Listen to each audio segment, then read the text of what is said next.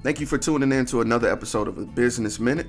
I'm Sirr, and here I'm joined with a special guest, Miss Monica Henry. How are you? I'm doing awesome. How are you doing today? No complaints on my end. Doing well. So, Miss Monica, if you don't mind, tell us what it is that you do. Well, I own a competitive cheer gym. Well, that's one of the things that I do. I also have a performing arts business, and I'm also an actress. All right. Awesome. And if I may ask, how long have you been active in these fields? Let's see. The cheer gym, I've been doing that I'd say about 7 years. I've been acting all my life, but I guess I'll say professionally, I'd say around 19, 20 years old. And my performing arts business, well, I've been doing performing arts all my life, but the business side of it probably about 22, 23 years. So quite a while. All right. Now that leads me to our next question. What inspired you to get started in this particular business, performing arts? Gotcha. Well, ever since I was young, I tell people all the time, like, I'm pretty sure I was in the womb wanting to do this, but I remember being about 4 or 5 when I knew for sure that I was going to be in the performing arts business. I was going to be an actress. I was going to be a dancer. I was going to be performing in, some, form or fashion. It's just, I've always loved it. I was one of those kids who grew up just watching musicals and, TV shows and dancing and singing. I was always, back then, making up dances around the house and making my sisters do them with me, making my, parents sit and watch. I was always creating skits, so I was always, playing with my dolls and making them do skits and dance. So it was just always inside of me. Like there was nothing else I ever wanted to do. When, certain kids were saying, well, I want to be a doctor, a lawyer, or this or that. It was always an actress. There was never anything else I wanted to do. Okay. And with growing up in this field, were there any obstacles that you did encounter along the way?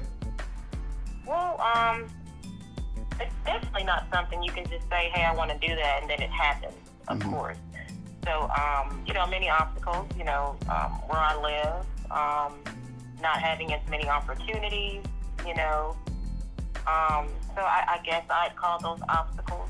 I could also say, hey, I'm where I am, because I'm supposed to be at this place and at this time, and that's what I've come to realize.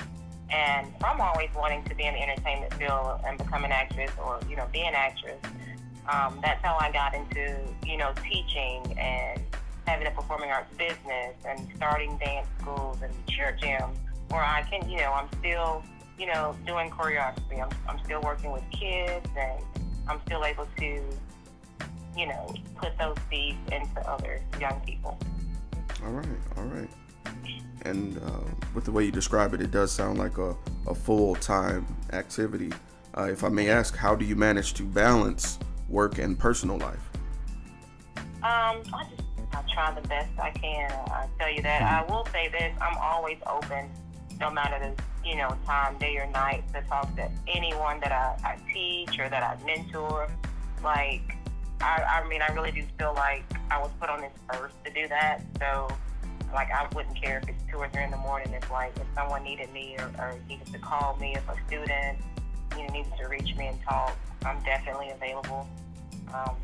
I am the boss, so I am able to, make my own schedule. So I leave myself time and, during the day or weekends to do things that I like to do as well. But I do always like to make sure that anyone I mentor or that I teach, if they're able and they know they can come to me at any time. That's wonderful. I commend you on that. There's very few people that can say they're in a point of leadership and they're also a mentor with an open door policy, as you just described. So I really do commend you on that. So I want to ask, with you being a mentor, what experiences have you found to be the most memorable? The most memorable is when I see little girls or little boys, they grow up and, you know, I'm able to say, hey, you know, I touched that girl's life, I touched that boy's life. And I've you know, I've mentored quite a few. And just to see them succeed, to see them come back to me, and hear them tell me things that I've said to them that changed their life. I don't think there's anyone I've ever mentored that I'm still not in contact with. You know, they'll still call me, you know, they'll still ask for advice. And just the most memorable thing is just to see them doing well, to know, and it goes back to when you're asking me about obstacles. Well, I feel like, you know, if I wasn't in that person's life at that point in time, then I wouldn't have been able to impart that certain thing in them. So really, there were no obstacles. I was where I was supposed to be, you know, to be able to touch that certain person. And those things are memorable. Those things make me happy. And I don't know what else I could have been doing at that certain time if I didn't, you know, meet that mentee. You know, if I wasn't able to impart to them. Okay. Well, I also want to ask on the flip side of that question. At any point in time, did you feel that you wouldn't be successful in this business? And who or what changed your mind? And I can actually say that that's a no. You know, and even if, you know, I'm never seen on, like, you know, some super big stage or, you know, in a film or movie, I've always known it's what I'm supposed to do. Like, just always. There's nothing else I'll ever want to do. There's nothing else I will ever do. Like, I know it beyond the shadow of a doubt. And it's just an inner knowing that I was going to grow up and be working in and doing what I've always wanted to do. It's just, you know, I just always knew. I mean, I can't even put it into words. No. You know, waking up every morning with a purpose and being able to share that purpose with kids and just working in my field, you know, the arts, dancing and singing and, you know, athletics, just all that rolled into one. So, you know, I've always known that I would be able to walk in my calling. All right. I love that response. I love that answer. So, thinking long term in this next question, where would you like to see your business and yourself in 1 year, 3 years, and 10 years? Well, in 1 year, I definitely like to see my business grow. I would like to see, you know, my business tripled or doubled, you know, with the kids coming there. I would love to be able to offer it, you know, in just many other parts of town. Being able to offer my services to kids who may not be able to afford it. You know, my main goal is to touch as many kids as possible with the talents that God has given me. So that's in 1 year. In 3 years, I hope that the business is doing so well that I can, you know, still be able to touch as many kids as possible, and to, like you said, myself as well, that I can begin to pursue my acting career, you know, with a bit more force, because I know things back home would be going well and everything is running smoothly.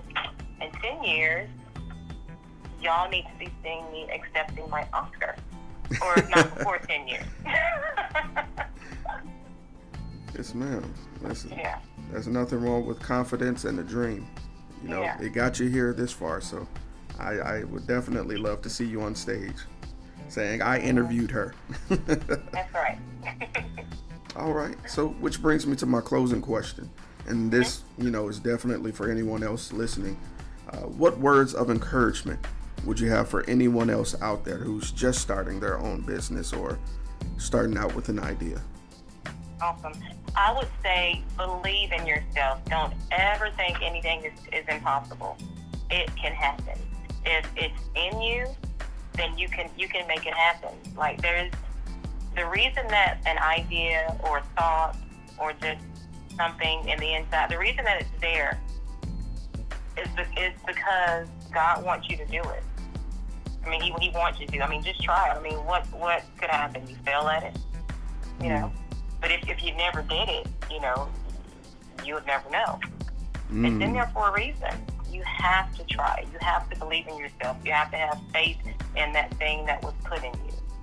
You just got to go for it, you know, because there is no excuse. You don't want to wake up 20 years from now wondering, you know, what if I had just tried that thing that time? Because guess what? If it doesn't work, it doesn't work. At least you tried it, you know? So I just encourage everyone, you know, to get up, you know, and do that thing. You may fall down, you know, 18 times. Get back up. You just got to keep trying it. And if it keeps just being in you, you just got to keep trying. I mean, nothing's going to be easy, especially when you're trying to do things on your own. You know, a lot of people don't have the backing. You know, you don't have the finances. You know, you're not going to have all that stuff. But you're going to have the faith. You're going to have the Lord, and you have to hold on to that. And you have to know it's going to happen, and that's a promise. Yes, ma'am. I love that. Do not let the fear of failure keep you from your dreams. I love it, Miss Henry. I love it. All right. Well, Miss Monica, it's been a pleasure having you here on our show, telling your story. I really do appreciate it. Did you want to, you know, in case you have someone out there that may be listening who may be interested in visiting, you know, the school, would you like to, you know, put it out there where you guys are located? Sure thing. Well, Planet Cheer is located at 900 Schillinger Road South. We are in the same building as Planet Fitness, off Schillinger by the Super Target. Ages start from 4 and we go up, so from 4 and up. And I would love to have your child. We do cheer and tumbling. So, I mean, everything is offered there. And I'd love to work with your child. I do private lessons. I do acting and theater coaching, musical theater coaching. So pretty much anything involved in performing arts, I got you covered. All right. Well, Miss Henry, again, thank you again for the opportunity. It's been a blessing to have you here. Thank you again. All right.